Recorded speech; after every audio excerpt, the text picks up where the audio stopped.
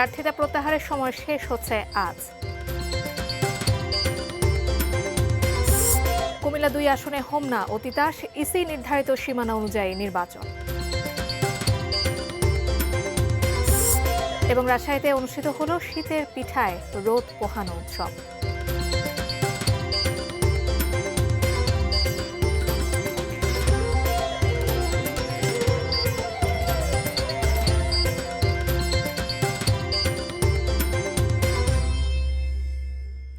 দেখছেন ATN news. দেশের খবরে আপনাদের সবাইকে আমন্ত্রণ জানাচ্ছি। আমি জান্নাতুন নাহা জাকিয়া। এতক্ষণ নাসির সিনট্যাক্স অ্যালুমিনিয়ামের সৌজন্যে শিরোনামগুলো শুনছিলেন।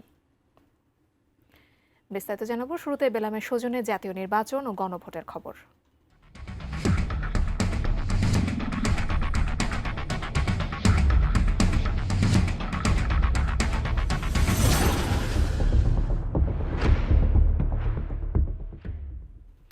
মনোনয়ন প্রত্যাহারের শেষ দিনে ঢাকা রিটার্নিং কর্মকর্তা কার্যালয়ে এ পর্যন্ত 4 জন প্রার্থিতা প্রত্যাহার করেছেন। রাজধানীর সেগুনবাগিচা রিটার্নিং কর্মকর্তা কার্যালয়ে সকালে খেলাফত মজলিসের ঢাকা 10 আসনের আহমেদ আলী কাশেমি ও বাংলাদেশ খেলাফত মজলিসের আহসানুল্লাহ জোটের অন্য প্রার্থীকে সমর্থন দিয়ে প্রার্থিতা প্রত্যাহার করেন। এর আগে সোমবার গণসংহতি আন্দোলনের বিলকিস নাসরিনও প্রার্থিতা প্রত্যাহার করে নেন। ঢাকা বিভাগীয় কমিশনার এবং রিটার্নিং কর্মকর্তা জানান, ঢাকার 13টি নির্বাচনী আসনে এখন পর্যন্ত সবাই দায়িত্বশীল আচরণ করছেন।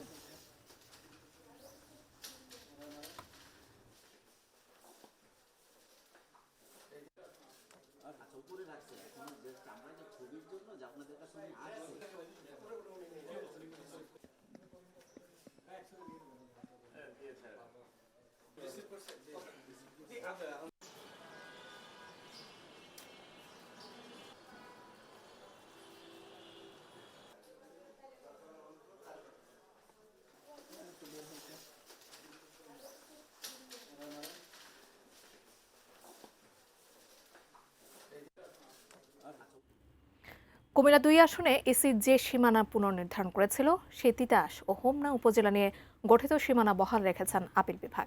মঙ্গলবার প্রধান বিচারপতি জুবায়ের রহমান চৌধুরী নেতৃত্বাধীন 3 সদস্যের আপিল বেঞ্চ এই আদেশ দেন।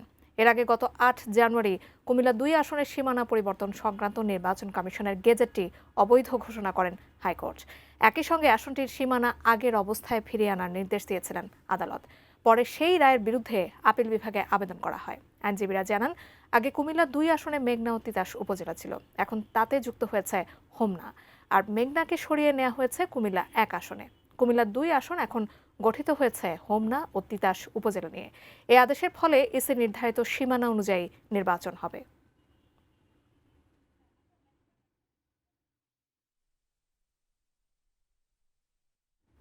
একটা বিরতির পর ফিরছি, আমাদের সাথে থাকুন।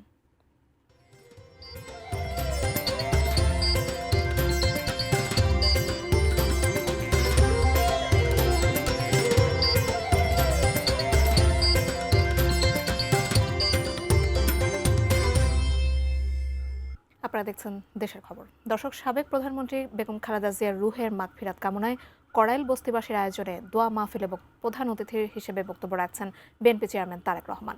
আমরা এখন সরাসরি চলে যাচ্ছি সেখানে। আয়োজন করার জন্য এই দোয়া মাহফিল অনুষ্ঠান এমন একজন মানুষের জন্য আজকে আপনারা আয়োজন করেছেন।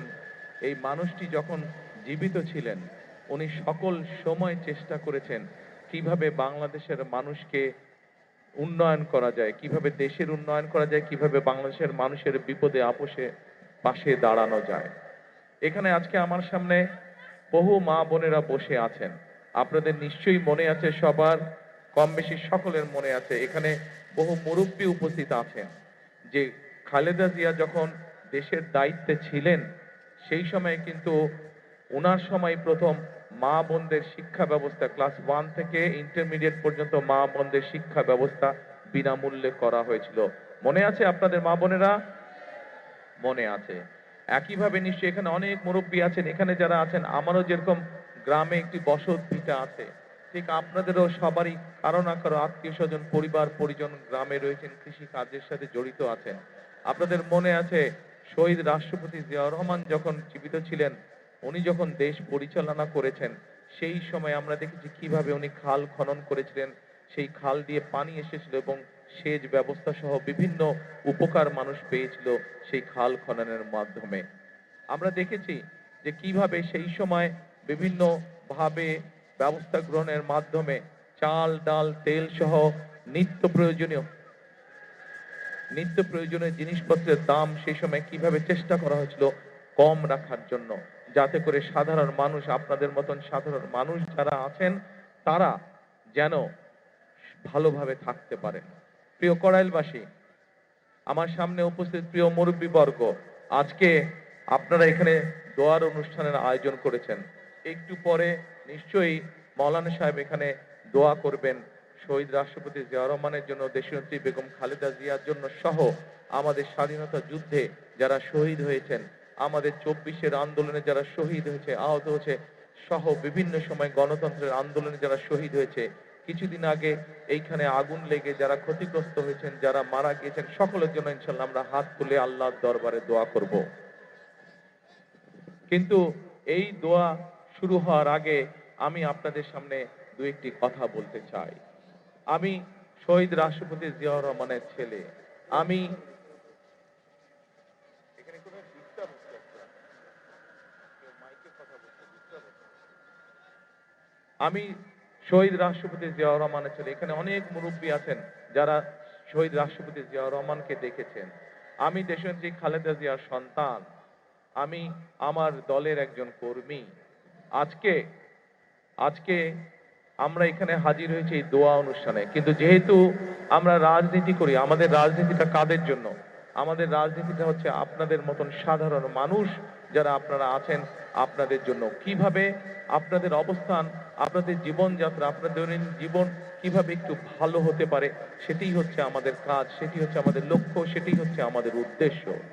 প্রিয় দর্শক, সাবেক প্রধানমন্ত্রী বেগম খালেদা জিয়ার রুহের মাগফিরাত কামনায় কড়াইল বস্তিবাসী আয়োজনে দোয়া মাহফিলে প্রধান অতিথির বক্তব্য রাখছিলেন বিএনপি চেয়ারম্যান তারেক রহমান। আমরা সরাসরি যোগ দিয়েছিলাম সেখানে। দেশের খবরে আছি, আরও একটা বিরতির পর ফিরছি, সাথেই থাকুন।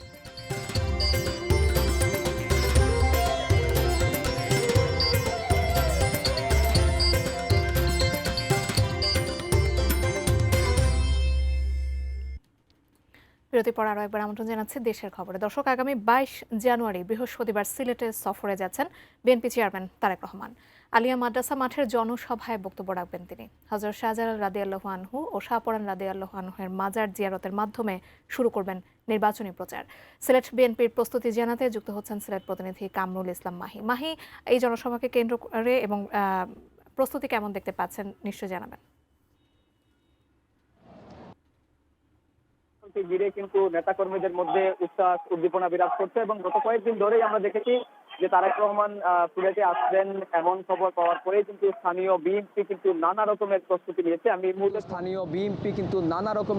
নিয়েছে। আমি এই মুহূর্তে চুয়াট্টার আলিয়া মাদ্রাসা মাঠের সামনেই আছি এবং এই মাঠেই কিন্তু তারেক রহমান প্রথম নির্বাচনী জনসভায় বক্তব্য দিবেন। এর আগে তিনি 21 জানুয়ারি রাতে সিলেটে পৌঁছে তারপর দিন অর্থাৎ 22 জানুয়ারি সিলেটের শাহজালাল এবং শাহপুরান রহমতুল্লাহির মাজার জিয়ারতের মধ্য দিয়ে বেলা 11টার দিকে এই আলিয়া মাদ্রাসার মাঠে তিনি বক্তব্য রাখবেন। এই বক্তব্যের মধ্য দিয়েই সেই প্রচারণা কিন্তু শুরু হবে। এই মুহূর্তে বিএনপির নেতাকর্মীরা মাঠ পরিদর্শন করছেন এবং সার্বিক যে সর্বশেষ প্রস্তুতি, সেই প্রস্তুতিই কিন্তু তারা দেখভাল করছেন এবং অপরদিকে নিরাপত্তার যে বিষয়টি, সেই নিরাপত্তার বিষয়টি কিন্তু মহানগর পুলিশ এবং সংশ্লিষ্ট কর্তৃপক্ষ কিন্তু নিয়ে রেখেছে। তো এই ছিল সিলেট থেকে আমার কাছে সর্বশেষ।